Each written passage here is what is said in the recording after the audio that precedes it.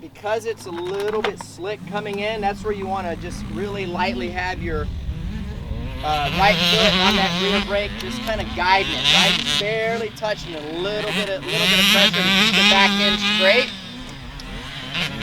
Coming into the corner, coming out of the corner. Once it gets a little bit better, you'll really be able to charge through here. But this is something that if you have the means to do it, set it up in your backyard. You can make it, this is a really good section to practice something like this. Making up time, coming into the corners, coming out of the corners. The left-hand corner, you're going to have pressure on the outside foot peg, weighting that foot peg. The reason we do that is why? To get grip, get the bike to grip as much as possible. This is really important. As you come out of the corner, okay, and you're looking where you're going, make sure that you don't, and you start to accelerate, make sure you don't fall too far back on the bike, okay? Because when you fall back on the bike, what happens? The front end comes up, right? The front end comes up, then you have to pull in the clutch, pull yourself back forward, and then at that stage you've lost time. I'm going to show you the proper technique, and that's what I want you to work on. Coming into the corner, knees bent, elbows bent, in attack position, sitting down, transitioning, getting that leg out, and as you turn, you get to the apex. When I say apex, the center of the corner, that's the point from where you're in the center of the corner to exit, looking where you're going, and when you're accelerating, leaning into the handlebars.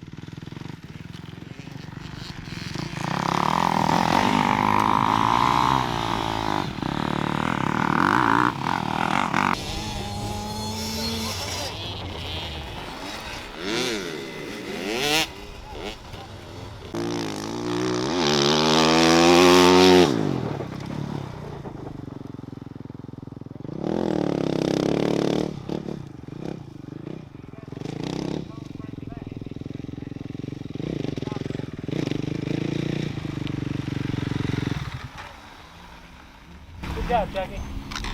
I tried. Yeah, so you guys all that slowly went through here. That's what it is. It's about that balance and control, okay?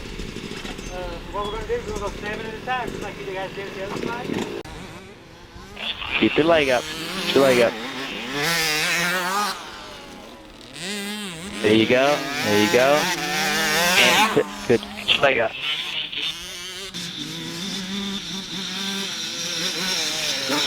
Sit. Get your leg up. Leg up, leg up, leg up, leg up.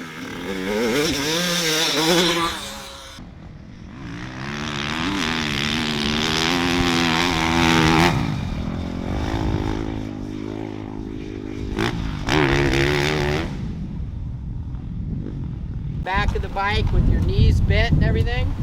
This is really, really, really important for this section because you're coming downhill. When you're coming downhill, you don't want to be far up on the gas tank, right? You want to be further back, right? So you don't want to be falling forward. So being back on the bike, like we've been practicing every day, it's going to be really important for this side, or this section. Get your leg up, keep it out of the dirt, carry a lot of speed, all right? The faster you go through ruts, the easier they are. And you want to lean with the corner also, all right?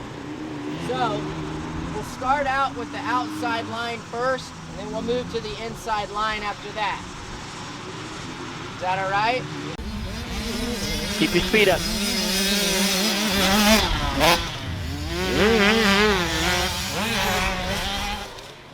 Good job, buddy.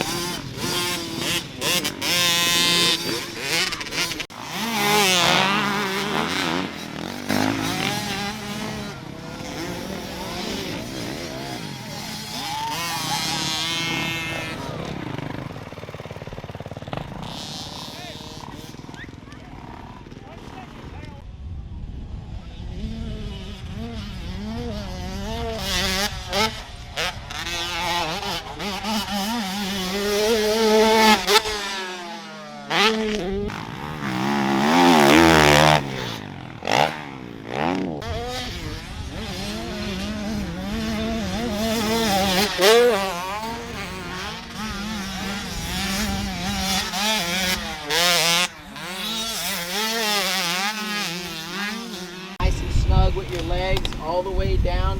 You almost have like your toes tucked in, just a little bit, okay? You want to, in my opinion, you want to have this about how far you want to bend forward. Jeff, you can interrupt whenever you want, okay?